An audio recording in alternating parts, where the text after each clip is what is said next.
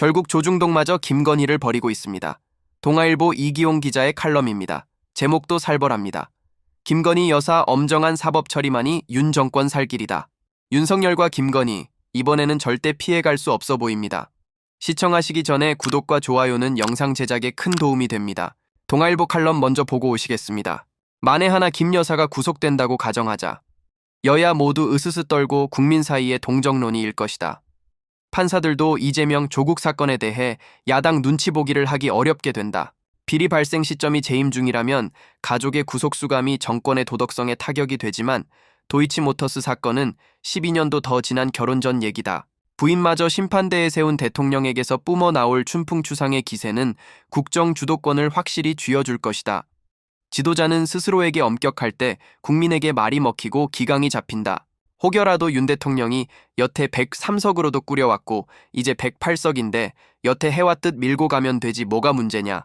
개혁만 꾸준히 해나가면 국민이 평가해줄 것이라 생각한다면 큰 착각이다. 이렇게 불신당하는 상태에서는 개혁이나 정책도 힘을 받을 수 없고 우파 대통령의 권위주의 일방통행 불통에 5년간 진저리를 친 국민은 다음 대선에서 좌파로 기울 것이다. 지금 근본적 변화를 거부하는 건 앞으로 3년을 까먹는 건 물론이고 보수의 미래, 이 나라 자유민주주의와 시장경제의 앞날을 망치는 것이다. 여기까지가 동아일보 칼럼 내용입니다. 김건희 여사가 구속되어 윤석열 대통령에 대한 동정론이 일고 민주당이 그 여파를 받는다? 지나가던 개가 웃겠습니다. 또한 도이치모터스 비리 사건이 결혼 전에 일어났다는 점을 강조하는 것은 어불성설입니다. 중요한 것은 결혼 후에도 김건희 여사에 대한 수사가 왜 제대로 이루어지지 않았느냐는 점입니다. 그녀의 사법 처리가 지연된 배경에는 윤석열 대통령의 검찰 권력과 취임 후 용산의 영향력이 있었으며 이는 명백한 국정농단의 사례입니다.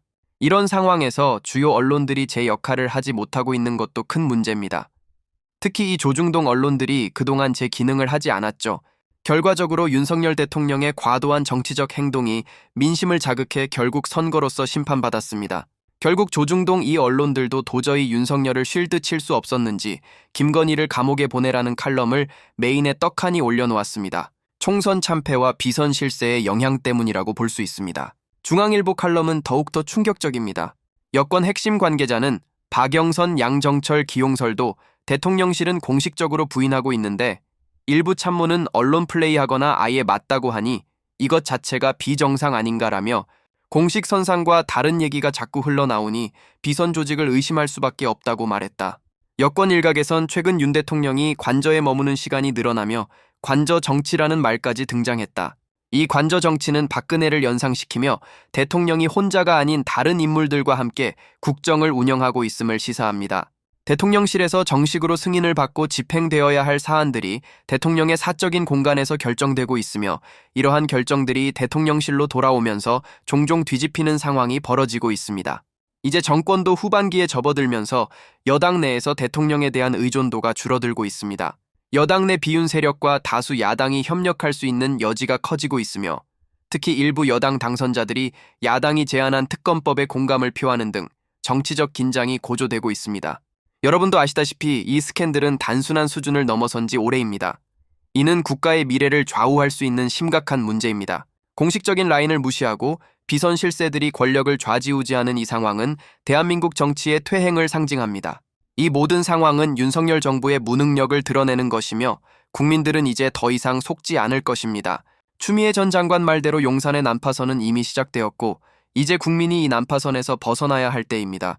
여러분, 이러한 비판적인 시각을 가지고 윤석열 정부를 바라보는 것은 단순한 비난이 아니라 우리의 민주주의를 지키기 위한 필수적인 저항입니다. 정의와 진실이 승리할 그날까지 이 촛불 정치와 함께 목소리를 높여주세요.